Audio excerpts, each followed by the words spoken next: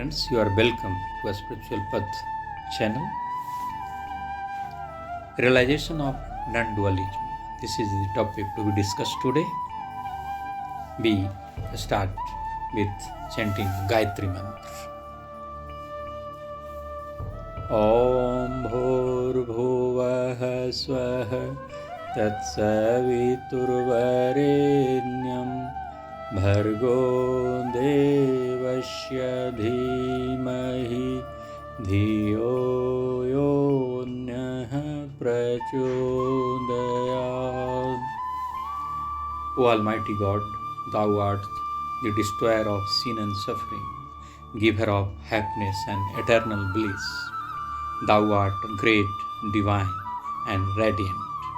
You just enlighten our intellect and make it move forward on the righteous path.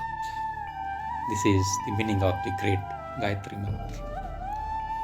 Friends, realization of non-dualism. According to Advaita Vedanta, the difference between the Atma, the soul, on the one hand, and the body, the senses, and the mind on the other, is very profound. In the state of very deep concentration, the body, senses, and the mind cease to function. One who attains this state is no longer a particular individual. It is a state in which the Atma, the soul, abides as pure consciousness, immersed in its own bliss. Thus, pure existence, consciousness, and bliss are at the core of everyone, and this core is called the Atma, the soul, the spirit. Through ignorance, the Atma confuses itself with the body. The soul confuses itself with the body, the senses, and other phenomena, and takes on their attributes, considering itself to be subject to pleasure and pain, birth and death.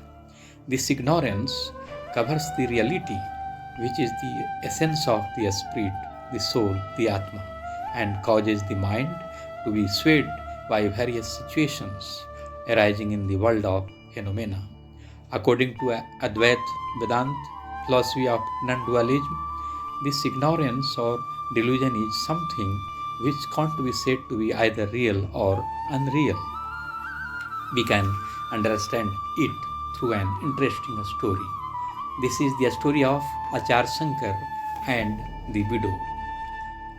Ajay Shankar was a great scholar, great philosopher. One morning, Shankar visited the city of Varanasi.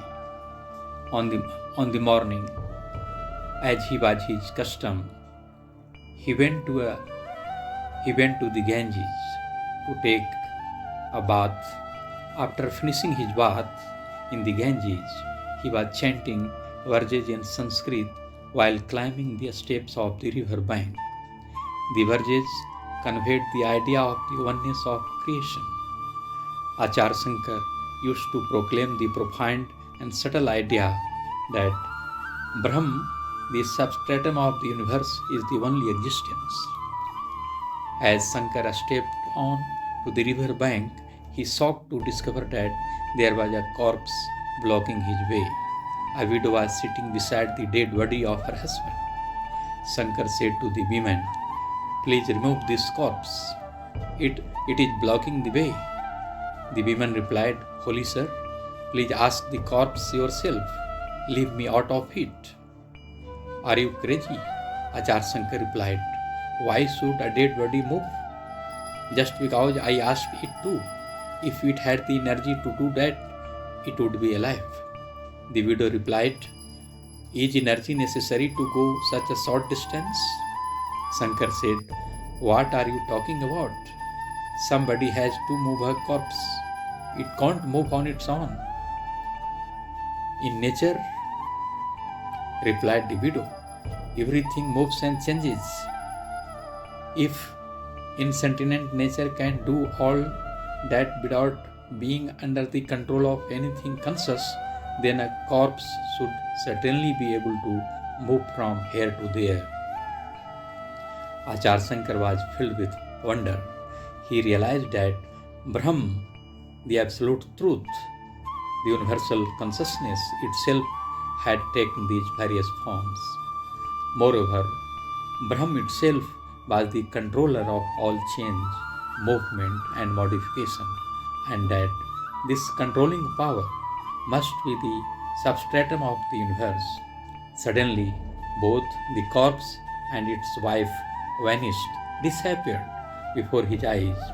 Acharya Shankar understood that the Divine Mother, in her infinite grace, had appeared on the landing of the ghat in the guise of a widow to add the finishing touch to his philosophy of non dualism.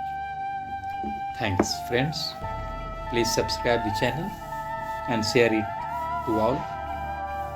Thanks.